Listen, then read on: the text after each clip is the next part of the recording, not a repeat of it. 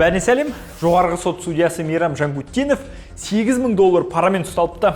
Ол 2019 жылдың ақпанынан 20 жылдың желтоқсан аралығында Назарбаев тағайындаған жоғарғы сот кеңесінің мүшесі болыпты. Жел жүртенді Қалампыр Жорабаева секілді, егер судьялар шынының мөлдірлігіндей таза болмай шықса, сол саланы өзгерте алмаған бастығын әлі болғаны отставкаға кетсін деп отыр.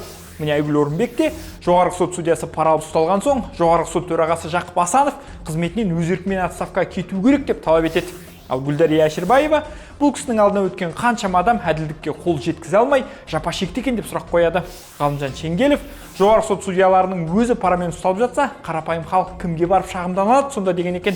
Руслан Құдияров біздегі жүйенің жүгенсіздігі салдарынан кез келген салада жемқорлық қаптап, жазықсыздар жазаланып, жазалылар жазаланбайтын дәрежеге жетті депті. Өмір Шыныбекұлы бұл судья шешім шығарған әр істі қайта қарау керек деп жазады. Бауыржан Карипов жоғарғы сот судьялары $8,000 пара алып ұсталатындай ұсақталып кетіпті ғой. Аудан судьялары бұны естісе күледі емес пе деп әзілдейді. Айтпақшы, бұл іс жайлы президент Тоқаев та жоғарғы сот басшылығы осы оқиғадан сабақ алып, қажетті шешім шығару керек деп пікір білдірді.